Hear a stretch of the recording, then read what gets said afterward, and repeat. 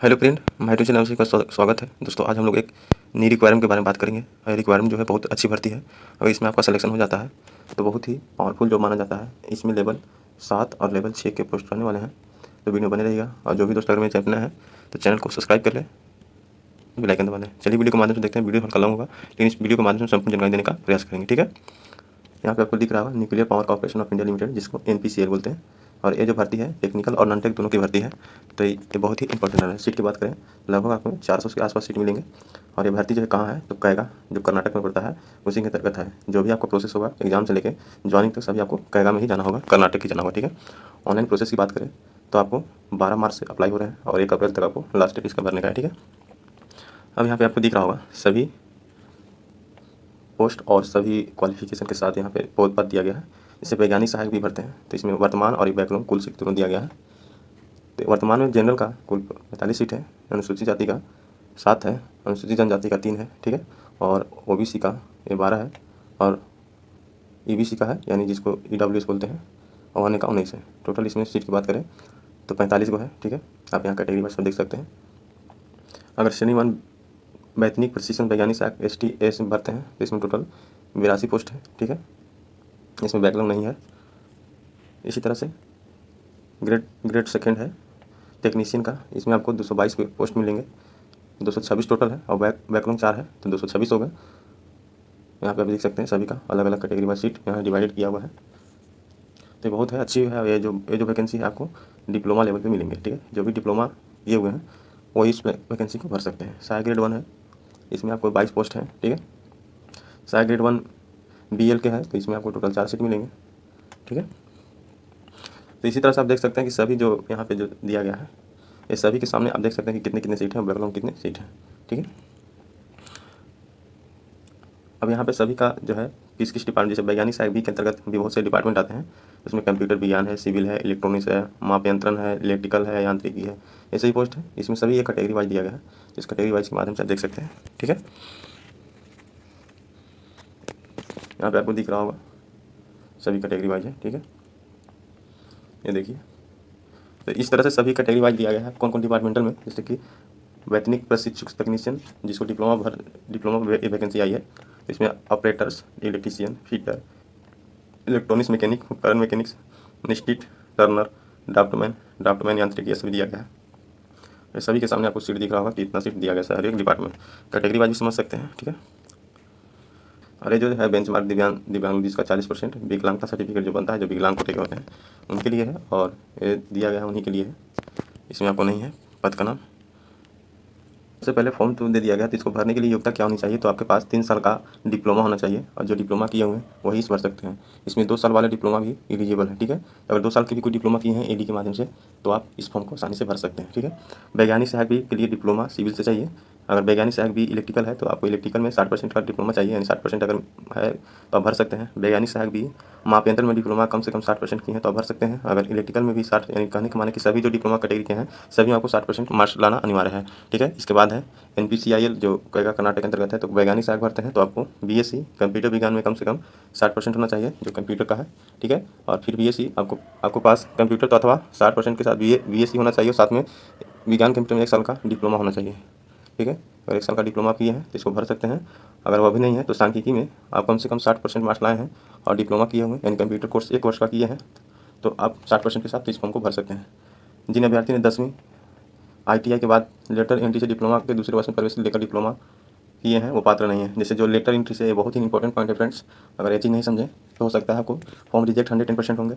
एक आता है जैसे रेगुलर होता है, जैसे मैट्रिक के बाद डिप्लोमा के या फिर इंटर के बाद डिप्लोमा के, तो रेगुलर होता है। ठीक है, तो अगर आप कोई भी कैंडिडेट और फ्रेंड्स अगर डिप्लोमा न करके मैट्रिक के बाद आप ITI कर चुके हैं, ITI पे फॉर्म लेटर एंट्री के माध्यम से डिप्लोमा किए हैं, 2 साल का होता है। ठीक है, तो अगर वो किए हैं तो इस फॉर्म को आप नहीं भरें। ठीक है, अगर लेटर एंट्री से आप डिप्लोमा किए हैं तो आप इस फॉर्म को नहीं भरें, क्योंकि आपको यहाँ क्लियर बोला इन्होंने कि जो भी अभ्यर्थी हैं 10वीं प्लस ITI के बाद लेटर एंट्री 10वीं और ITI के बाद अगर लेटर एंट्री 2 वर्ष का किए हैं तो इस फॉर्म को नहीं भर सकते हैं। ठीक है, अगर इंजीनियरिंग के धारक में आप क्या दिया गया है यहाँ पे आप देखिए, अगर वैदिक इच्छुक वैज्ञानिक STS भरते हैं तो भारत सरकार से मान्यता संस्थान या 60% इंजीनियरिंग में होना चाहिए, और डिप्लोमा और 10वीं प्लस 10+2 के बाद 3 वर्ष की अवधि होनी चाहिए, यानी 12th के बाद भी 3 वर्ष का होना चाहिए।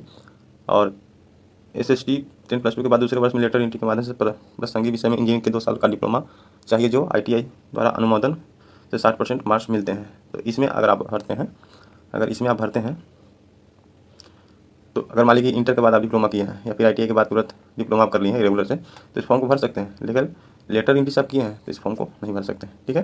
अब यहाँ पे 10वीं पास में दिया है, ITI के बाद लेटर एंट्री लेकर डिप्लोमा दी थी, उसमें प्रवेश होने वाले उम्मीदवार पात्र नहीं है, यानी लेटर एंट्री के माध्यम से अगर आप प्रवेश किए हैं तो इसमें पात्र नहीं है, ठीक है। ठीक उसी तरह से स्वास्थ्य भौतिकी में BSc 60% के साथ होना चाहिए, ठीक है। और वो भी आपको कौन कौन में से, तो BSc जिसमें भौतिक मुख्य रूप से हो, रसायन विज्ञान, गणित, सांख्यिकी, इलेक्ट्रॉनिक्स और कंप्यूटर विज्ञान सहायक विषय में ये अथवा है, यानी सभी में से कोई एक में होना चाहिए। उम्मीदवार ने SSC या HSC स्तर पर विषय के रूप में अंग्रेजी का अध्ययन किया हो, तो 10+2 स्तरीय गणित का अध्ययन किया हो। जिन अभ्यर्थी के बाद BSc में गणित मुख्य विषय है वे पात्र नहीं होंगे। अगर आप कोई भी कैंडिडेट मैथ ऑनर्स है, ये बहुत ही फ्रेंड्स नोटिफाइड पॉइंट है, क्योंकि ये समझना बहुत ज़रूरी है। कोई भी फ्रेंड्स अगर ऐसे हैं जो अपना इंटर तो किए हैं, लेकिन इंटर के बाद जो ग्रेजुएशन होता है वो मैथ ऑनर्स के साथ किए हैं, तो इस फॉर्म को नहीं भर सकते हैं, ठीक है। इन्होंने क्लियर किया है। आगे है टेक्नीशियन ST, ठीक है। इसमें आपको 10वीं पास होनी चाहिए और गणित विषय के व्यक्तिगत रूप से 50% आपको नंबर आना चाहिए और 2 साल का ITI होना चाहिए और 1 साल का अनुभव भी होना चाहिए, यानी एक्सपीरियंस 1 साल का होना चाहिए और 2 साल का ITI होना चाहिए, तब इस फॉर्म को भर सकते हैं। ऑपरेटर के लिए कुल मिलाकर न्यूनतम 50% के साथ और 10+2 या ISC विज्ञान, धारा, भौतिक, रसायन और गणित विषय के साथ उम्मीदवार से कम SS 10वीं रूप से एक विषय के रूप में अंग्रेजी का अध्ययन किया हो।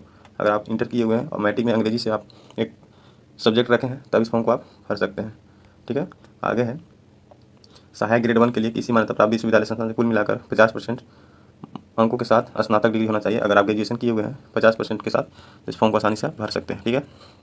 नर्स A के लिए आपके पास क्या होना चाहिए, तो 10+2 होना चाहिए और साथ में नर्सिंग और मिडवाइफरी और 3 साल का डिप्लोमा अगर किए हुए हैं नर्सिंग में, तो आप इसमें आसानी से भर सकते हैं। साथ में 3 साल का एक्सपीरियंस आपको देना अनिवार्य है।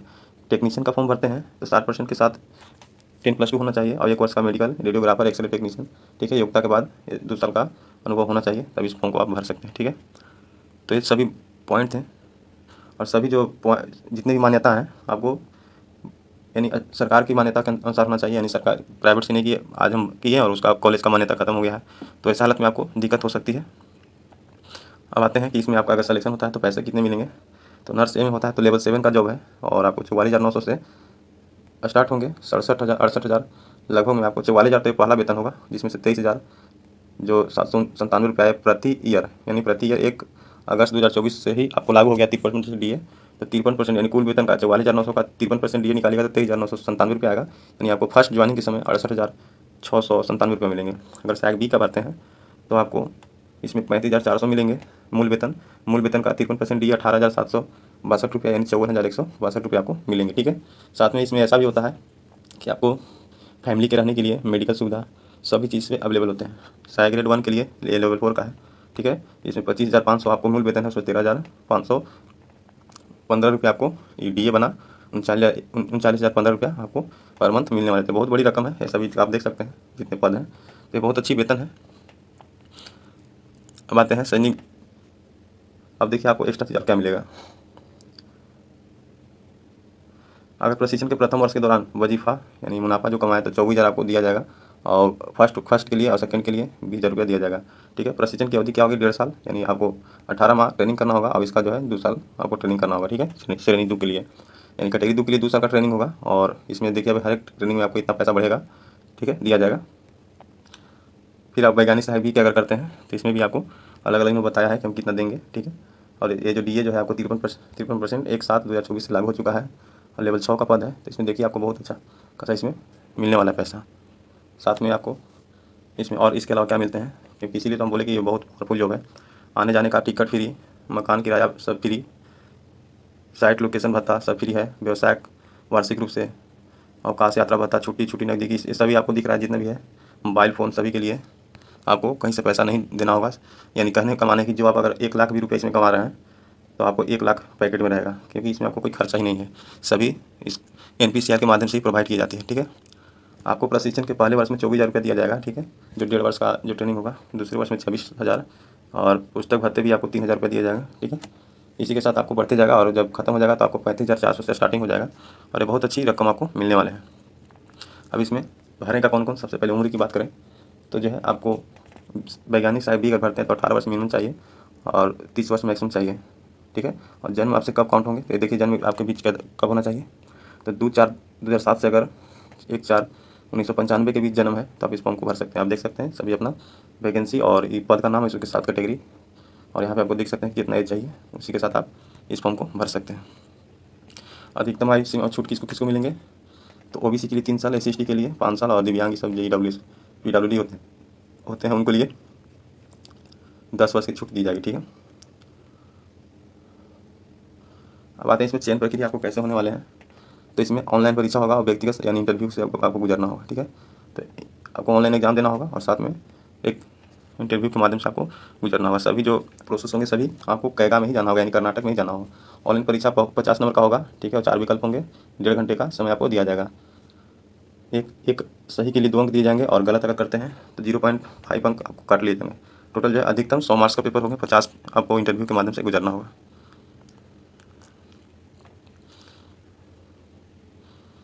अब इन्होंने यहाँ पे इंडिकेट किया है कि आपको कौन कौन से सब्जेक्ट वहाँ मिलेंगे।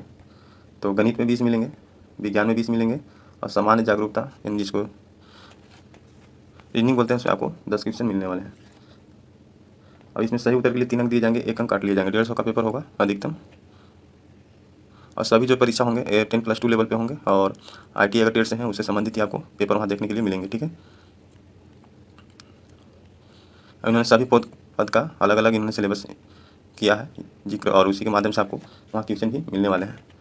तो बहुत ही अच्छी इसको माना जाएगा और ये बहुत पावरफुल जॉब है, क्योंकि अगर इसमें आपको सिलेक्शन हो गया ना तो समझिए कि बहुत ही अच्छे आप पद पे चले जाएंगे, ठीक है। अगर इसमें कुछ ऐसे पद हैं जिसमें आपको हाइट चाहिए 160 सेंटीमीटर और ग्रेड सेकंड के लिए भी 60 सेंटी और न्यूनतम जो वेट है 45.5 kg चाहिए, और इसमें अगर इससे आपको कम है तो आप नहीं इस फॉर्म को भर सकते हैं, क्योंकि इन्होंने इंडिकेट किया है। और इन्होंने परीक्षा में जो परसेंटेज बताया है, ठीक है, और CGPA है तो देखिए इसमें पॉइंट कितने मिलते हैं, कितना CGPA है, इसी के माध्यम से आप कर सकते हैं कैलकुलेट करके। अगर CBSE बोर्ड वाले हैं तो उनको CGP में दिया जाता है तो अपना कर सकते हैं। अब देखिए आपको फॉर्म भरने में क्या क्या इसमें एप्लीकेशन फी लगने वाले हैं। तो जनरल OBC सब सहायक बी के लिए भरते हैं तो 150 रुपया देना होगा और वैपी बिच्छू के लिए 100 रुपये देने होंगे, ठीक है। और SC/ST कैंडिडेट और कोई भी महिला होंगे तो उनको इसमें फ़ी देना नहीं होगा, ठीक है। और ये जो इन्होंने बोला है फ़ोटो ये सब के लिए तो आप इसको देख सकते हैं। और आपका ऑनलाइन की बात करें तो 12 मार्च से स्टार्ट है, 1 अप्रैल तक आपको भरा जाएगा। अगर भुगतान करने में कोई प्रॉब्लम हुआ है तो 12 मार्च से 1 अप्रैल के बीच में आप कर सकते हैं। करते हैं कि सभी डाउट इसमें क्लियर हुए होंगे। अगर वीडियो अच्छा लगे तो ज़्यादा से ज़्यादा लाइक कीजिएगा और अपने दोस्तों के पास शेयर कीजिएगा, ठीक है दोस्तों। मिलते हैं नेक्स्ट वीडियो में, बहुत बहुत धन्यवाद।